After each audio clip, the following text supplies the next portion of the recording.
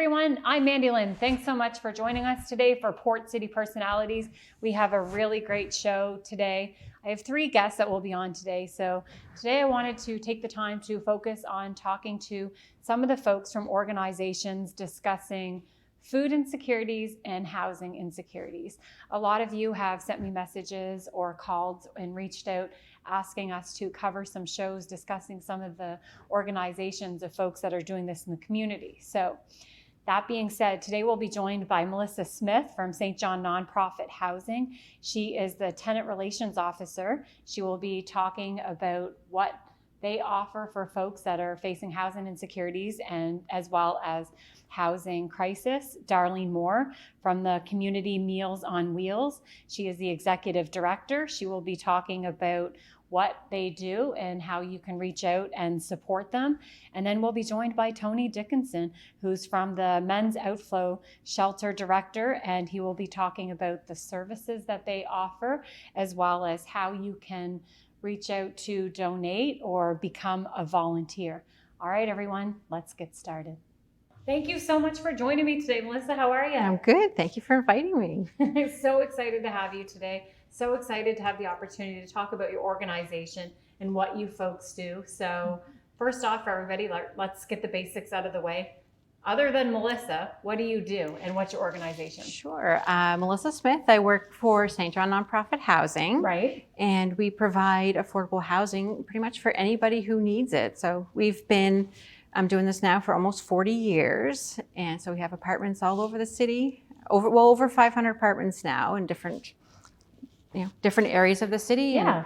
And so just so that so people have an affordable place to call home. Absolutely. 40. You told me you're 20 years old. Wait a minute. No, the business. I know. Been there. I'm kidding. Okay, I mean, I am a grandmother, but still. Congratulations. Thank you. So over 500 units. So you've been in this specific organization for 40 years? St. John Nonprofit Housing has been doing this for 40 years, almost 40 years. I've been with St. John Nonprofit Housing for 7 years. Wow. Yeah. That's a long time. It is. And I've been actually working in affordable housing since I was 21. So with different organizations. But oh gosh, I forget what I was going to say. So when you first started, so Yes. let's just go to the very beginning. Yeah. So you were 21 when you started. What got you into this? What made you decide to choose this specific career? I originally kind of stumbled into it just because I guess I was just lucky really at first. I was young and kind of got my feet wet. And then as the years went on, I developed more of a passion for it, for sure. And the need, especially in St. John, I'm sure it is everywhere, but I see it more so in St. John. Of course, because that's where I am. That's where we live. That's where we live. Of course. The need is great.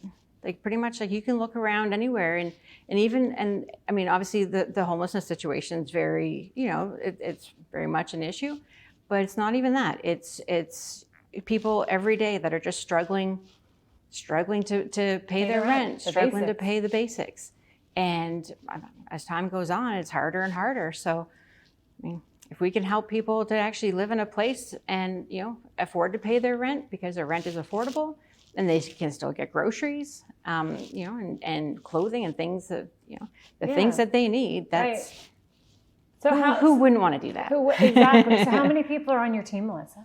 There are 8 of us. Right. And, oh, wow. Yep. So in the office, there's really only 4 of us in the office. We're a small team, and we have some maintenance staff. But we've all, we've all been there. Seems like forever. It feels like forever. Because it's like a family, right? It's a family. Yep. Exactly. And close knit bunch, and I feel like we all work pretty well together. And so I want to ask you a few questions basically about what you do. So Sure. If you and I were standing in an elevator together and I said, what does your organization do? What would you tell me?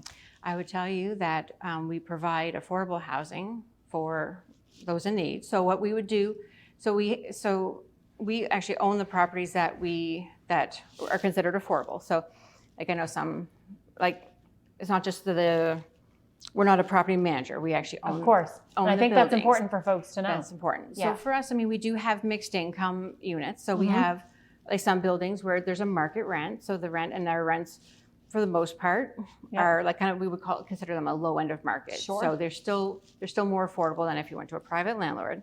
And then there's the ones that they're called like subsidized units. So Sure. those ones are based off of the tenant's income, like their household income.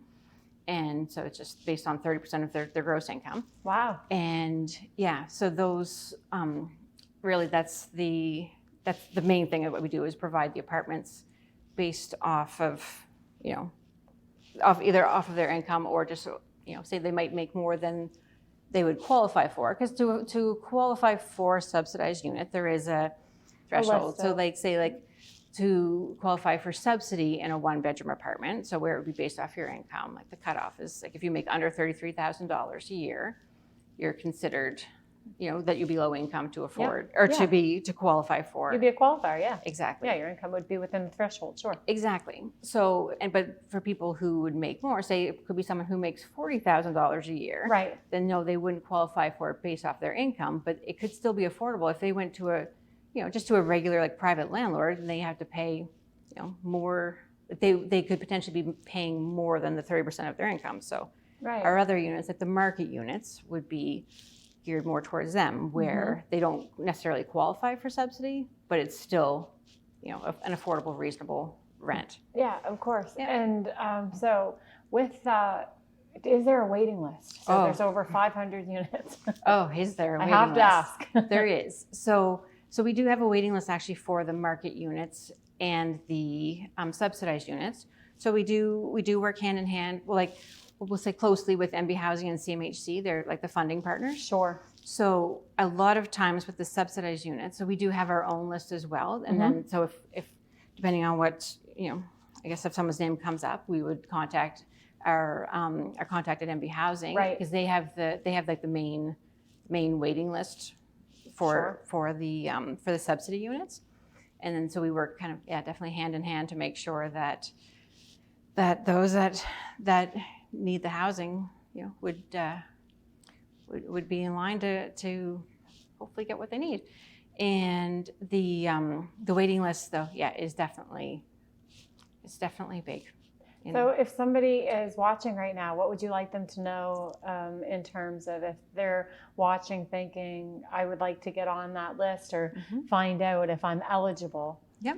What's the process look like? So the first step, if you needed subsidized housing, so where the rent is based off of your income, the first step to do is to call MB Housing through social development, and it's, do I get the phone number? Is that sure?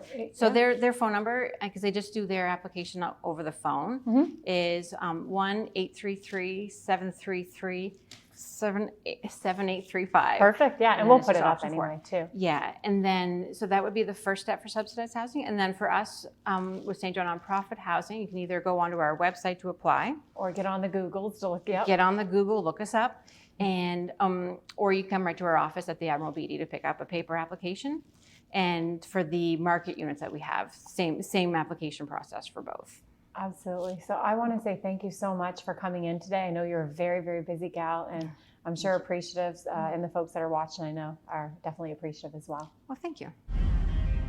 Hi, Darlene. How are you? I'm good, Mandy. How are you? I'm terrific. Thank you so much for making the time to come in today. Super excited to have you here. How's everything going? It's going great, and thanks for the invitation. I'm looking forward to speaking about our organization. I'm looking forward to hearing more about it. You guys do a lot of really great stuff in the community, and the folks that are watching have asked me to have you on. And I'm really pleased that you're able to make the time to come by today. Well, thank you very much. So for the folks that don't know, what is the organization we're talking about, and who is Darlene? It's Community Meals on Wheels St. John, Inc., and I'm the executive director. I've been with Meals on Wheels for 10 and a half years, and we have 2 programs in the city. A hot meal program that we run Monday to Friday around the noon hour. We have 10 different routes where we have different volunteers come in every day. And then we also do frozens around the greater St. John area as well as the outskirts. So we deliver frozen meals to Hampton, Bloomfield, Norton, Kingston Peninsula, St. Martin's, Barnesville, wherever the need is. We've gone to Maces Bay, La Pro, wherever the need is, we do the deliveries. How long have you been doing this, Darlene, yourself personally? 10 years. 10 years that you Yes. started. And what made you come to this organization and why? Well, one of my good friends was a volunteer at Meals on Wheels, and I was looking to change careers. And she said that the coordinator at that time was leaving. So I applied and I got that job. And then within 6 months of being coordinator, I was promoted to executive director. Wow. And so I want to just kind of start from the beginning of the 10 and a half years of your experience from being there. Has the need increased? I know it's an obvious question, but has it increased, which I'm sure you're going to say yes to that, but and what changes have you saw with the need? So yes, the need is much greater. We have really seen the need since COVID. The price of everything that has gone up. We have clients that will call in, or people that will call in and say they don't have money for food because all their money's going for rent and just basic necessities. So what we do is, one of our first questions is, do you have a social worker? And if they do, then we just we direct them to the social worker to see if, they will help subsidize the meals. And if they do, then the social worker will get in contact with us. So the need is definitely greater. When I started, we only had one supplier, Appetito from Ontario. Okay. Since probably the last 6 years, I've been able to secure 4 local suppliers. Nourish NB on the west side, Riverview's Finest out in Rothesay, Nella's Kitchen, we get a couple soups from Nella's Kitchen, and the Zesty Lemon on Somerset Street, we get their chicken pot pies. So we are able to have local suppliers prepare their meals at their facility, bring them in, and then our clients order them, or we have them on our hot meal program. That's terrific. Yes. That's been congratulations Well, on thank getting the you. extra suppliers. Yes. And is there enough food for the folks that are reaching out? Yes, there is, especially with our local suppliers. We can order from them weekly, so the meals are always coming in and they're going out as fast as they come in. Wow. And I guess talk to me a little bit about food insecurities and what you saw. We've seen that because of the price, that people just don't have the money to pay for the food. So Working class, we have, some people's perception is it's just for older people, but we have young people as clients up to the older people and all in between. And that's what I wanted to really have you touch on, because it's anybody. It's anybody, and having folks know that, right? Yes. Whether you're working, not working, what your income threshold is, anything like that, right? Yes, it's anybody, and we deliver. If we're open and somebody needs a meal, even after the volunteers have come and gone and need some meals and our office is open, we deliver. Darlene, what's the process like? So if I am watching right now and I'm somebody that's in need, what's the process look like for my family to get food? So you would call into our office at 506-658-1888. We'll post it too. And they would either speak to myself or Elaine Eldridge, who's our coordinator of volunteer services. And then we would ask a few questions and we would give information based on what their answers were, direct them to different places. And how quick could somebody get a meal? If for the hot meal program, if they called in before 9 o'clock and we could get everything set up, then we could have a hot meal to them around the noon hour that day. That's amazing. Yes. And what is the difference, because this was a question that was asked to me, what is the difference between getting food from you as opposed to going to a food bank? I know what you're going to say, but just so right. Getting food for us, it's all prepared by a dietitian. Especially our local stuff is all lower sodium meals. They're diabetic friendly, and it's just good food. Absolutely. And I guess why do you do what you do? Because it must be so challenging and hard sometimes. Well, it is challenging and hard, but it's very rewarding at the same time. It's just when our clients get our meals. And one thing that we found is some of our clients, that's their only point of contact a day. when our volunteers deliver their hot meal or their frozen meals. So that is Social aspect of it yes, as well, no? yes.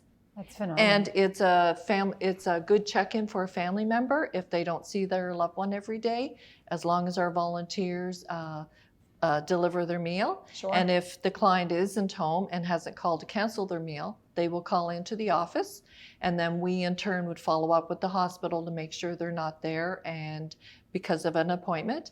And if they're not there, then we follow up with the contact on file just to let them know we couldn't reach their loved one. And in an instant, we followed that process and come to find out one of our clients was actually stuck in the bathtub. So it was through that process that actually got the contact to go in and check and got their loved one out of the bathtub. Wow, that's Yes. amazing. Yes. So I guess, and I won't keep you much longer, but are you accepting donations of food or looking for more suppliers or? We're always looking for donations. Of what? Of monetary donations, Okay. because we have our suppliers bring in the food and it's all packaged. Okay. So if anybody wants to donate or donate their time, we're always looking for volunteers. Okay. And they can, if they sign up to be a volunteer, they can volunteer once a month, once a week, every 2 weeks. Whatever their schedule allows. Yes. And it could be a half an hour to an hour, and that's it, depending on the number of clients that are on their particular route. Absolutely. Darlene, thank you so much for coming in today. I really appreciate it. Thank you for everything that you and your team do for the community. We're super appreciative, and we'll make sure we get your information up there if anyone wants to reach out to you. Well, thank you very much, Mandy. Thank you. Thank you so much for joining me. So folks that are watching right now, who are you and what do you do? My name's Tony Dickinson. I'm the shelter director for Outflow Ministry. Tony, thank you so much for coming in today. It's an honor to meet you face to face. I've heard of you so much, and this is our first time, well, other than a few minutes ago, meeting face to face. Good meeting you. So Outflow, what is Outflow? We're going to start with, a lot of people know, Sure. but we're going to go to the very beginning. Yeah, we are a faith-based nonprofit in St. John. We focus on a few different things. So the men's shelter is where my area of responsibilities are. But we also have been doing community supper programs since 2008. Currently, we're doing 5 meals every week in the evenings. We also have a carpentry training program where we're helping people sort of get into the trades. And we own a coffee shop on Princess Street called Catapult Coffee and Studio, which is a great spot to get a coffee and some fine crafts. Wow, that's a lot. So how long have you been doing this? Just about 10 years now. 10 years. And what was your background before this? I worked for the provincial government in the library system. I went to seminary after that. And then I did some computer-based stuff with Fernhill Cemetery with their database. And but at the same time I was doing that, I was volunteering with a previous out of the cold shelter. Yeah. And then Outflow got the contract to offer a year-round shelter. So I was fortunate to be able to join the team. How long has Outflow been operating? We've been operating since 2008 and have been a registered charity since 2009. 8 and 9. And who started it? Jamie Hall and Phil Appleby are our co-executive directors and founders, and they would have started it with a team of folks providing our first community suppers. That's fantastic. And I have to ask, do you know why they started it? I think it's a pretty simple story. They were in King Square one night and noticed there were some hungry folks that were there. So they went back the next week with hot dogs and hot chocolate, and it sort of snowballed from there. And so I think maybe similarly with Romero House, the need kept growing and growing. Yeah, it has for sure. And we like to think of ourselves as a fill the gaps group. So we don't, there's a lot of great nonprofits out there doing a lot of great Sure things. is. And so Sure is. why would we do those same things that Or other people are duplicate it, doing of well? course. Right.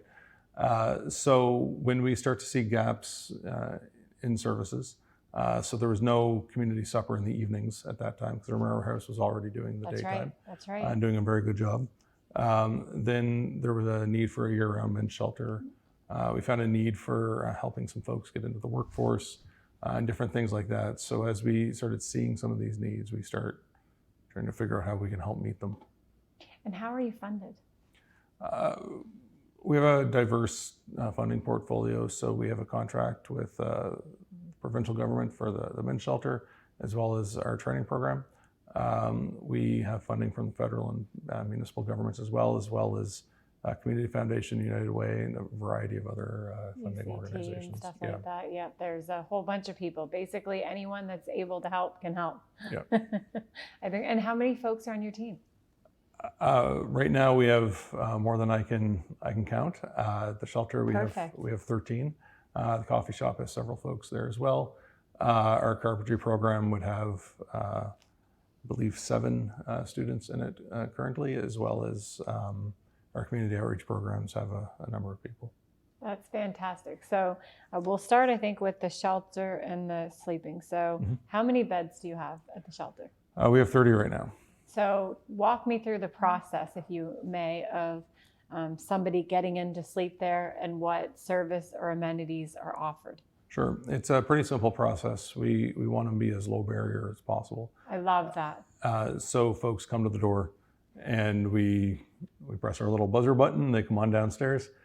We get them registered, give them whatever they need for the night. So blankets, pillows, and whatnot.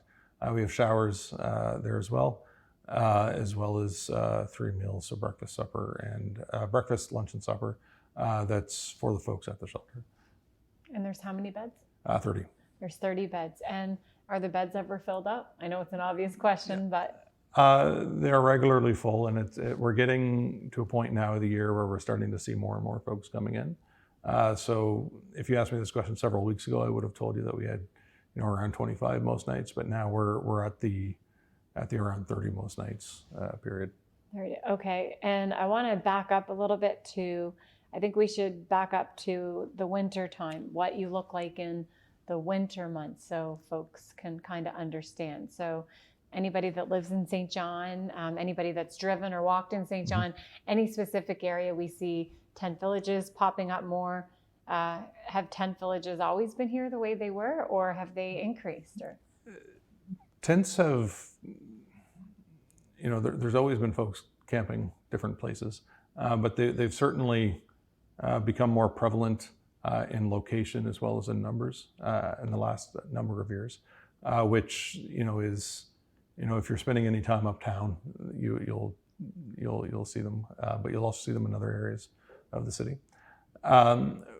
Winter, the things that cause homelessness don't tend to be season specific. So if there's a relationship breakdown or somebody gets evicted or something like that, that can happen on July 3rd as easy as it can on January 3rd. Very true. I never thought of that. But what happens is folks who are living outdoors in tents at this point of the year do want to start, some of them do want to start coming inside in the winter. So you'll see more need for shelter at that point. And so somebody comes in, they ring the doorbell, they get registered. Do they have to have ID? Do they have to have any? No, there's no need for any ID or anything like that. Or basically show up, and if we have room, we'll take you. Because you said your faith, you started like a faith organization? Yeah, we're a Christian-based Christian-based, ministry. that's what was going to be a question. Okay, so. But our services are for anybody. Of course, absolutely. So I'm in need. I ring the doorbell, I show up, I get registered, and then am I able to stay there during the daytime? Do I go there at night? And then I can basically come and get 3 meals if needed, and shower and a place to sleep. And is that kind of the? Yep. We're a 24-hour-a-day service, which is fairly new. At the beginning of the pandemic, we transitioned from a 12-hour facility to a 24-hour facility. Why? Everybody was being told to stay home, stay inside, and our guys didn't have an inside to stay inside of. So we had to transition very quickly. And I mean, lots of groups have had to transition very quickly at that period. But we were finding that we were able to provide better services for the guys during the daytime that weren't pandemic related. So we could help them get access to healthcare a little bit better, or meetings with their social workers or whatnot. So we, as we were transitioning out of service or out of pandemic restrictions, we still wanted to make sure that we were able to stay open to, to provide those services for the guys. Absolutely. So you help with all that stuff as well. So if you recognize somebody needs help, then do we have a doctor there, or you connect them or get them to the hospital? We have 2 nurses that come fairly regularly. Wow. They work in the community, so we're part of the stop that they, Of course. the stops that they make, and they're both fantastic with the guys. They're 2 of the best people I know. And we have we're very close to St. Joseph's, so oftentimes we will have to refer guys heading in that direction.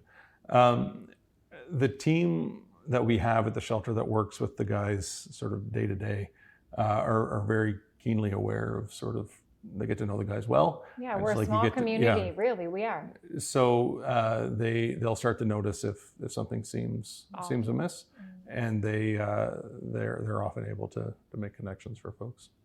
And so thank you, first off, for everything that you guys do. So talk me through the carpentry program now. Or is there anything else that I didn't ask you about the shelter that you think anybody watching right now should know in terms of donations specific to that, or volunteer? I know you said you have lots, but is there anything specific to that portion of it? If anybody does want to make a donation, we're going to make that as easy for you as possible. So if you go on our website, outflowsj.com, there's a big button on the top of that says donate for financial donations. If anybody wants to donate stuff, we're doing very well for clothing right now, so we don't need much clothing, but we could always use cleaning supplies like bleach and laundry soap especially. And in terms of food, coffee, sugar, and cereal, we go through a lot of those things. Okay, perfect. And when folks, when folks leave, so they stayed the night, is there a certain number of nights if somebody could stay, or just based on availability? So if you stay one night, it doesn't guarantee you a spot the next night, right? We don't have a limit on the nights you can stay. However, if guys do sign out, their bed will become available for somebody else. And our priority for everybody is helping them find housing. So we're part of a network of groups that do that. It's called HIP-SJ. Okay. Fresh Start, Housing Alternatives, Coverdale, Teen Resource Center. Like, there's just a pile of groups involved with that Human Development Council has brought us all together. And we work with all of those groups to try to get our guys housed. That's always going to be our priority for everybody. I like to think that we're a good homeless shelter, but our clients, when they're in the shelter, are still homeless. And our objective is to help them find somewhere to live. So you'll long-term. even, so it's not just a place, you're helping folks to see if you can get them to the next stage. So and we didn't talk about that. So it's males. Yeah, we are a men's shelter. Coverdale is a women's shelter in the city. Yep. And they do a great job as well. Yes, and we'll have them on in a few more shows from now as well to talk about that. But now, is there kids? Do kids ever come to your shelter? We're adults only, Okay. so age 18 plus. There is a youth shelter in the city, Beacons Cove, that provides services for youth that are needing shelter. And so back to the winter months on this is winter months, I'm sure, is full. Typically, we'll be full or very close to full most nights. Because I know that the St. John Police will help out, and I know that there's been times that they've, I think, had them in the lobby and stuff in their lobbies on the really cold nights. So I guess it's good to know that folks are always looking out if they see someone calling and letting you guys know, and the amount of work that all of these organizations like yourself does. It's pretty awesome. I know that it's not enough, so I know that that's one of the things that I think everybody from every organization is. We can do more. We can use more. The need is growing. Those seems to be the 3 things that I'm hearing mostly. Yeah, and I mean, homelessness in the city has, and I don't have the exact numbers with me, but has certainly increased since we started tracking it 2 or 3 years ago. So it seems that every time we get together to meet, there's always a couple more names on the by names list. So the numbers are increasing quite dramatically. So fortunately, there's a good network in the community trying to help folks that are living homeless. Absolutely. And all right, so let's jump to the carpentry. Mhm. What is that? It's the UES program. So it's for folks that have some sort of employment barrier, and they're coming to us. We have a Red Seal carpenter on our staff that is teaching them the basics of carpentry, I love it. and then we're able to hire them on for a building project that we are working on at the time, and then we're able to provide them with a very strong reference that, hey, look, we've given these folks the training, and our trainer knows what he's talking about with referrals because he's got his own Red Seal, and Wow. then we've seen them on the job site, so we know that they're able to actually do the work. It's not just Yep. theoretical knowledge. So we're able to give folks really strong references on the way out the door. That's fantastic. And how long has that specific program been running? We've been doing it for a number of years now. We've had several groups of young people go through the program. Mm-hmm. And is there any need of donations for stuff, or is that all tied into the outflow and the donations get distributed to the different? Most of the material items that the learners would need would be provided through the program. So in general, if a donation comes into Outflow, we'll use it within the organization as it's needed.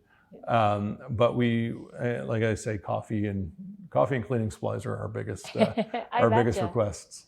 I betcha. And so Outflow, the shelter, and then the carpentry, and what else is it that you offer? Our community supper program is how we started. Okay. So that's serving up to 100, 120 people nightly. A night. Some nights are smaller. It depends on the evening. Where's this at? It's in the same building as a shelter on You're the top doing floor. all of that in the same building? Correct, yes. Wow. Our carpentry programs run down the street in our workshop. Okay. But that program serves anybody in need of a meal. So singles, family, men, women, children, anybody that wants a hot meal is more than welcome to join us. Is there a registration process for it, Tony? No, it's just show up at 5:30. And so they show up, and is it indoor or outdoor? It's indoor now. We were doing it outdoor for takeaways during the pandemic, but last December we moved back inside. So 120. And how many children will you serve of the 120 roughly, right? If you were to give your over-under in a week? I'm not sure. I'm only there one night a week, and Yep. we'll see different groups, sort of different people coming different nights. So it's not always the same group of people. But there'll be 10 or so would be a good guess. Mm-hmm. And so that's all made up of volunteers that are doing the serving there? We have a number of very dedicated volunteer teams. There's some staff helping out now, just as the crowds have gotten bigger, just to have a couple extra people around. But it's predominantly volunteer run. Wow. And so with the volunteers, how many hours are they giving up roughly right in a day? Because is the cooking done there as well? So I should ask you, is all the prep work, is there a full functioning kitchen there? We have a warming kitchen, Okay. so we're not allowed to deep fry. Yep. But other than that, Yep. we've got what we need. Sure. Most of the food prep, though, is happening off-site by volunteers that are bringing it in with them. So it's a full day or more commitment to do that.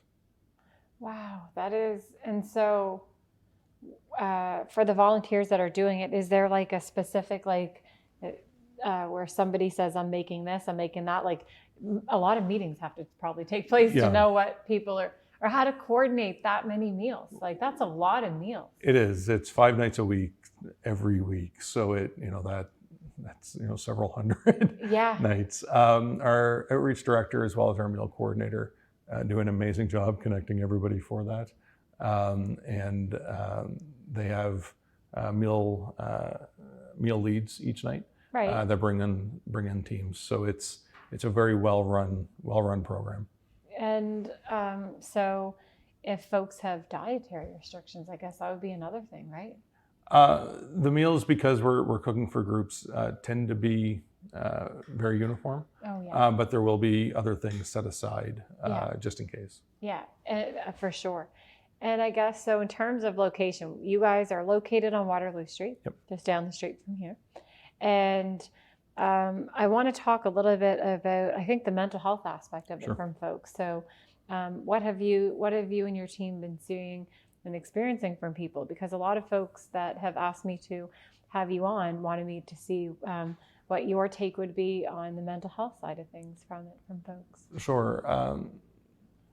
Mental illness is a very serious thing, and it's Sure is.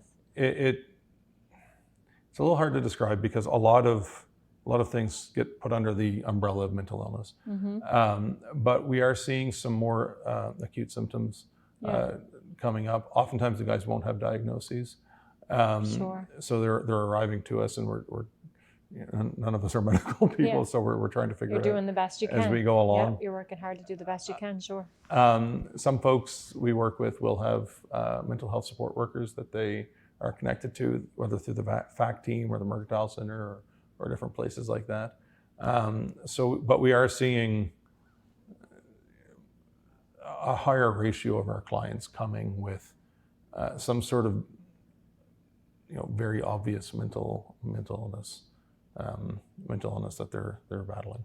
And is there support in place for that as well for folks? So if somebody you saw or came in and you thought they needed some additional help, does that get provided as well with your nurses, or are they able to help?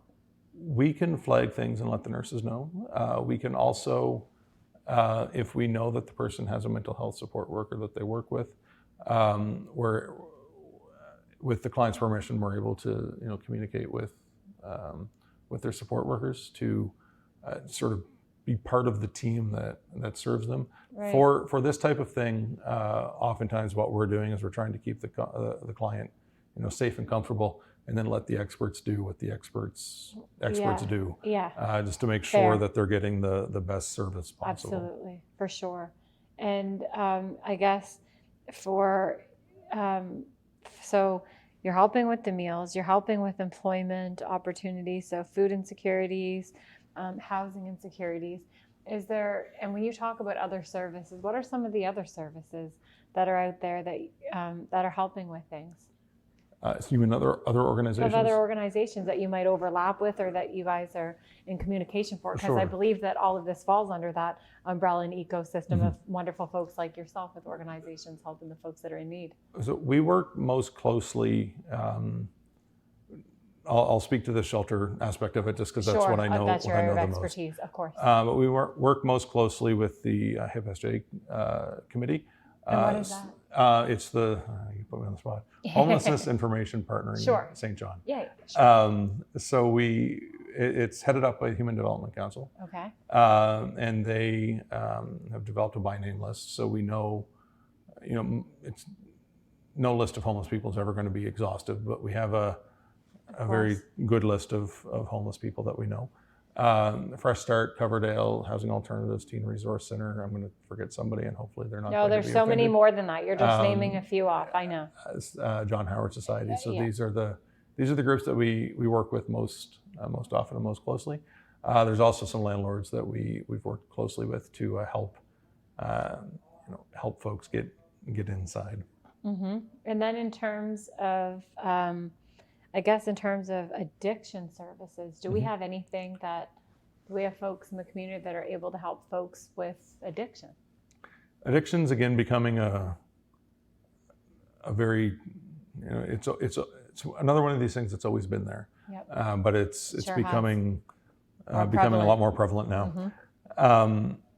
There's a detox center in St. John called Ridgewood, and they do a fantastic job with folks. Mm-hmm. The way that's set up is the client has to take the step to make the call, and that makes sense because you don't want to try to force someone into recovery, because if they're not wanting to do that, it's not going to work, or they're going to check themselves out, or they have to. Yeah. But then we're also eager when we love having the conversations when somebody says to us that they want to take that step, and we're able to help them get into other programs, whether Teen Challenge or Village of Hope or somewhere like that, or do longer term recovery services for folks.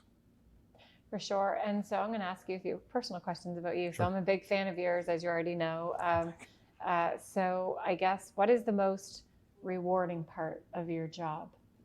And I say that I know there's a lot, I know it's a kind of loaded question, but what is the most rewarding at the end of the day when you say, I'm glad I do what I do because?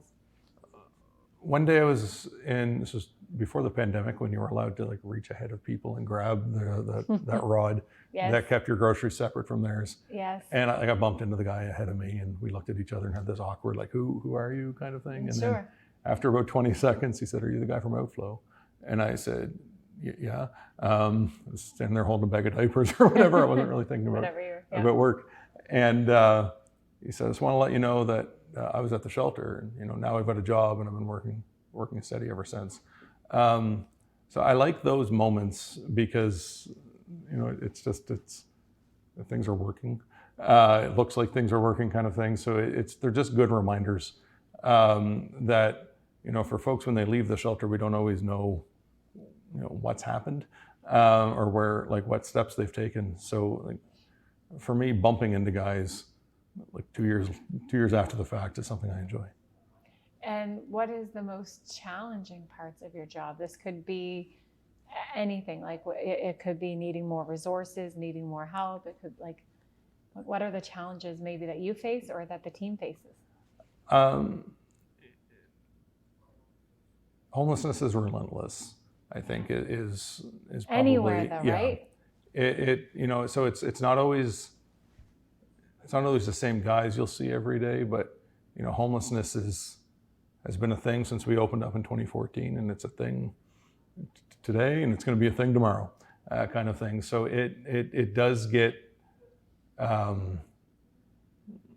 wearisome at times having it always be there. So that would probably be the biggest challenge. And I don't want to speak for every member of my team, but I would guess that just that kind of thing would be true of most of our team. Sure. And of your volunteers, is that folks that are just retired? Do folks work and come there? What kind of volunteers do you have? Volunteers are made up of anybody. So it's, some folks who are retired, but we've got some younger folks there as well.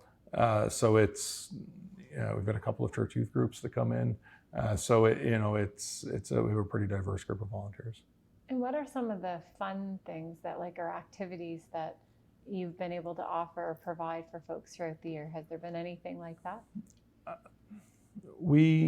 Our community suppers are, community is a big word in the community supper. So it's not just supper.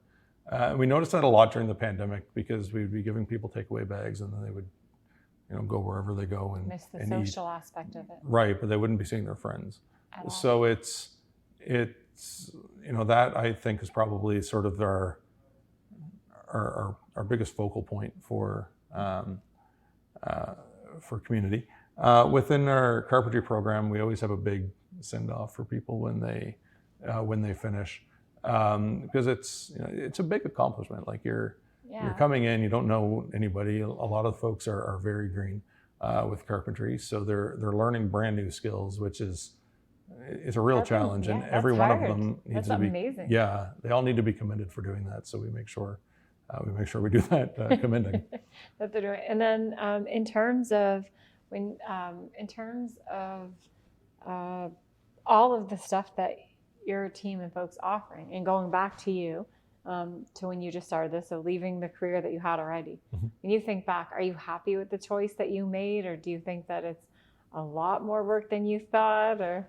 I'm very happy. I mean, it certainly is more work than I was expecting, and it's as most jobs are. It's more work in 2023 than it was in 2014. For sure. And that's a nature of client need and volume of homelessness. And but when I was working for the provincial library system, I was starting to notice folks struggling with poverty just through being connected in the community. So I really wanted to change the focus of my career. It's a huge change in your career. Yeah. That's why I have to ask that. It's a great change, but it's such a big change. So I wanted to basically dedicate, a significant period of time to helping folks. So I made the change. I made the change then, and I'm happy I did.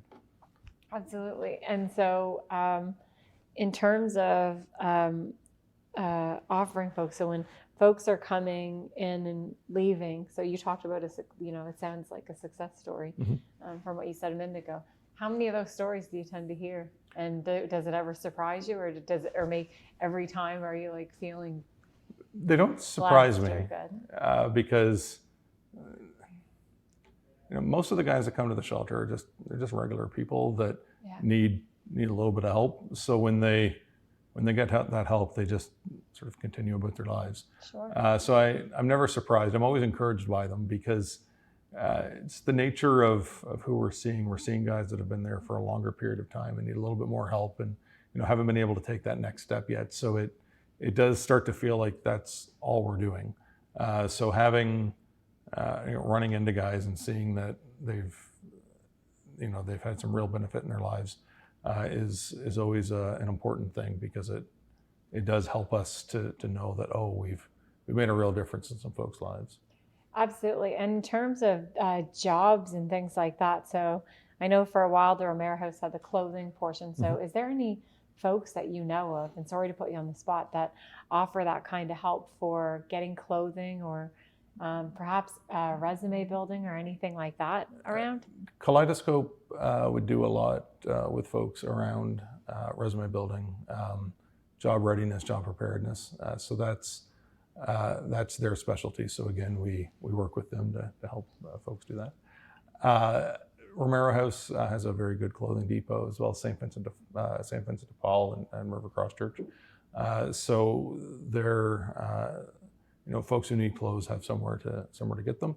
And in some cases, if folks need interview-ready clothes, there'll be clothing there for them. And walk me through what an evening might look like for folks that come in, because that was one of the questions that somebody had asked me to ask you. So I check in. What does that look like? Check in. We'll give you what you need for the night. We like to have some sort of entertainment there, just to sort of keep guys busy and occupied. So we'll have a movie, like whatever movie happens to be on that night. Yep. And when the playoffs come along, we'll make sure that the guys are able to see what they want to see. And then we'll have food ready for the guys, so they have something to eat. Play cards, just whatever people like to do. And then we have lights out at midnight, just because we do have some guys leaving the shelter for work, and it's easier to just have a hard time where it's all the entertainment stuff gets put away, and then folks go to bed, and that would be a typical night. So folks are leaving the shelter to go to work. So folks that are working live in the shelter too. Yeah, it's not a huge group of the guys, but we have had several guys at different times that have had jobs and are still staying at the shelter. And is that just because it's too hard to find a place? Is that more so now, or before COVID? Or yeah, each guy's story would be different. But sometimes it'll be guys getting a job while they're there and then just saving up enough money to move on. For some folks, it's if they had a relationship breakdown or something like that, or a lot of folks will be working not necessarily minimum wage jobs, but jobs where you can't put together a huge amount of savings. yeah. So if something goes wrong, it's going to go wrong very quickly. And then unfortunate things happen. Absolutely. And unfortunate things do happen. And when you think specific to housing, like coming up in the fall and stuff like that with folks, folks that are watching right now are trying to, because the biggest thing, and maybe you can, and I'm sure you can speak better on this than me, but a lot of the folks that I talk to about housing insecurity and mental health, and basically, I think it's just access to everything. So one of the biggest things that a lot of professionals like yourself have noted to me is that we do have a lot of incredible services, but finding out where people can access things, if there was like one, like, some people say, well, there must be a way to get all the information in one spot. Like, I remember back when, you must remember this, who is that? They had like some sort of little booklet, remember? Yeah. We had that back when. That was created by, what was her name? I can't remember now. Excuse my ignorance, but The one I'm recalling is called Surviving the Streets. That's it. And that's Human Development Council human, does that. yeah. So some folks had talked about that, where they'd said, if we had that kind of resource again, and then other folks have said, well, if there was like phones for folks, or if there was, a lot of people have really great ideas, whether they're sustainable or not, or, make economical sense, of course, is a different story. But I think that, I guess my question to you on that is there any good spot that, I don't know, over that that folks can look at accessing all the service, or is it just going through the GMB websites? Or There's a website and phone number, 211, Yep. that will help people sort of find what they need. So a lot of our guys will have phones that are Wi-Fi accessible, so they can pick Wi-Fi up. And I will give quite a bit of credit to the library in St. John that does work very hard to serve folks who are living homeless or precariously housed, making internet available to them, asking questions, letting them ask questions, and then getting answers for them. But 211 would be the best place to access, and that's a website or a phone number. So, okay, we just have about 5 minutes Sure. left, roughly, right? And thanks so much for your time. Sure. Again, I know it's super busy, so I sure do appreciate it. And then, so libraries have always been, in my experience growing up, a great connecting place anyway. It was before the birth and death of the internet cafe, the library was a great place to go, because that's where you tended to get connected a lot. So folks can go to the 211 website, folks can go to the library, and how it traditionally has gone, and I'm sure you can attest to this, is if you're connected with one source, because St. John is a tight-knit community for the most of it, I think so, is that, fine folks like yourself are able to kind of help folks get the other services that they need. So being able to access healthcare, like that's a big one. I want to say, I think 6 or 7 months ago, we had the fine folks in the Salvation Army on, and that was one of the areas of concern, which was access to health with folks all around. But two of the problems that they noted that kind of stuck with me, which was the healthcare in the wintertime. So if you're somebody that has a pre-existing health condition, you go to the hospital, and then you have the housing crisis, the home insecurities, then you're released back to the street with nowhere to go. And then the other portion, if you have maybe some mental disability, then do you know enough to check yourself into the shelter, Coverdale Center, anything like that, if you have addiction? So I think we're still, and correct me if I'm wrong, we're still relying a lot on folks connecting other people, and we're very lucky to have that with our fine folks from the St. John Police, with the folks that are recognizing that somebody's been sleeping outside and not getting in, someone just needs something to eat or anything like that. We're fortunate in a city of this size to have the number of groups that we have providing services, but also because we're smaller, we either know somebody or know somebody that knows somebody. Yeah. So we work closely with the hospital and know several folks there that can give me a call. Same with the police, have a good relationship with the police. They've rented, I've talked to a number of officers that have rented rooms for folks themselves out of their own spend. Like, just the stories you hear when you get to talking to people. It's one of my favorite things about our community, is there's so many like unsaid heroes that are doing these things. And the police here are excellent, and we're very fortunate to have the police force that we have. Very fortunate, all the things they do. And then, the other nonprofits, like we all, know each other pretty well, so we can give each other a call and find out the info we need. Yeah, if you couldn't help with that specific thing, you could send folks along the way to do that. And Is there anything else that you think that folks should know about the shelter or the carpentry services? We just have about 3 minutes left. I would just keep an eye on our Facebook page. Oh, you have a page? Yeah, so Outflow SJ on Facebook, or our website would really be the best place to keep. And what kind of things could we see on there?